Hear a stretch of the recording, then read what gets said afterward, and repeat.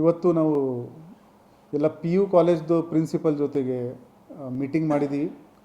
ಆ್ಯಂಟಿ drugs committee ಪ್ರತಿಯೊಂದು ಕಾಲೇಜ್ನಲ್ಲಿ PU ಕಾಲೇಜ್ನಲ್ಲಿ ಕೂಡ ಆಗಲಿ ಅಂತ ಅವರಿಗೆ ಒಂದು ರಿಕ್ವೆಸ್ಟ್ ಮಾಡಿದ್ದೀವಿ.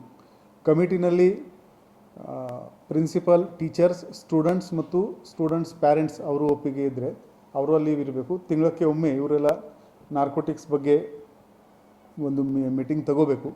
ಆ ಶಾಲೆ ಸುತ್ತಮುತ್ತಲೂ ಆಗಲಿ ಅಥವಾ ಬೇರೆ ಎಲ್ಲೂ ಆಗಲಿ ಅವ್ರಿಗೇನು ಮಾಹಿತಿ ಇದ್ದರೆ ಅದು ಅವರು ಅದರ ಬಗ್ಗೆ ಚರ್ಚೆ ಮಾಡಿಕೊಂಡು, ಅಥವಾ ಯಾವ ಸ್ಟೂಡೆಂಟ್ ಅವನ ಬಿಹೇವಿಯರ್ನಲ್ಲಿ ಸ್ವಲ್ಪ ಮಾರ್ಕ್ಸ್ನಲ್ಲಿ ಸಡನ್ ಡಿಕ್ಲೈನ್ ಇದೆ, ಹೆಲ್ತ್ನಲ್ಲಿ ಸಡನ್ ಡಿಕ್ಲೈನ್ ಇದೆ, ಅದು ಅವರ ಅಬ್ಸರ್ವೇಷನಲ್ಲಿ ಇದ್ದರೆ ಅವರು ಅದರ ಬಗ್ಗೆ ಚರ್ಚೆ ಮಾಡಿಕೊಂಡು ಆ ಪ್ರೊಸೀಡಿಂಗ್ ರೆಡಿ ಮಾಡಬೇಕು. ಅವರು ನಮ್ಮ ಪೊಲೀಸ್ ಅವರಿಂದ ಆ ಪ್ರೊಸೀಡಿಂಗ್ ತಗೊಳ್ತಾರೆ. ಮತ್ತು ನಾವು ಪ್ರತಿಯೊಂದು ಕಾಲೇಜ್ನಲ್ಲಿ QR ಕೋಡ್ ಕಳಿಸಿದ್ದೀವಿ. ಅವರು ನಾರ್ಕೋಟಿಕ್ಸ್ ಬಗ್ಗೆ ಅನಾಮಧೇಯವಾಗಿ ಯಾವುದೇ ಮಾಹಿತಿ ಶೇರ್ ಮಾಡಬೇಕಾದ್ರೆ ಅದು ಅವರು ಮಾಡಬಹುದು ಆ ಪ್ರಕಾರ. ಮತ್ತು 6 ತಿಂಗಳಲ್ಲಿ ಕನಿಷ್ಠವಾದ 10% ಸ್ಟೂಡೆಂಟ್ಸ್ ನಾವು ಅವರಿಗೆ ರಿಕ್ವೆಸ್ಟ್ ಮಾಡಿದ್ದೀವಿ, ಅವ್ರದ್ದು ಬ್ಲಡ್ ಟೆಸ್ಟಿಂಗ್ ಮತ್ತು ಯೂರಿನ್ ಟೆಸ್ಟಿಂಗ್ ಅವರು ಮಾಡಲಿ. ಅದರಲ್ಲಿ ಗಾಂಜಾ ಪತ್ತೆ ಆಗಿದರೆ ಅವರಿಗೆ ಅಟ್ಲೀಸ್ಟ್ ಕನ್ಫರ್ಮ್ ಆಗುತ್ತೆ ಈ ಸ್ಟೂಡೆಂಟ್ ಗಾಂಜಾ ತಗೋತಾ ಇದ್ದಾರೆ.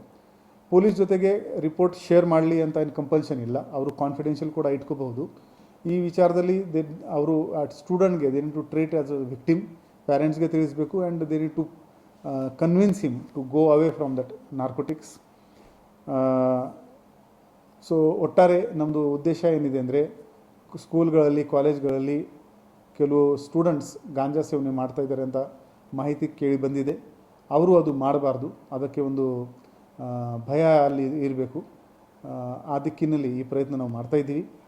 ಅದರ ಜೊತೆಗೆ ನಮ್ಮದು ರೇಡ್ಸ್ ಕೇಸಸ್ ಆಗಲಿ, ಸೇಲರ್ಸ್ ಮೇಲೆ ಆಗಲಿ, ಕನ್ಸ್ಯೂಮರ್ಸ್ ಮೇಲೆ ಆಗಲಿ ನಾವು ಕಂಟಿನ್ಯೂ ಮಾಡ್ತೀವಿ. ಯಾರು ಇಲ್ಲಿ ನಮ್ಮ ಬೆಳಗಾವಿಯಲ್ಲಿ ಗಾಂಜಾ ಮಾರಾಟ ಮಾಡೋಕ್ಕೆ ಪ್ರಯತ್ನ ಮಾಡಿದರೆ ಖಂಡಿತವಾಗಿ ಅವರ ಮೇಲೆ ನಾವು ಕಾನೂನಿ ಕ್ರಮ ತಗೋತೀವಿ.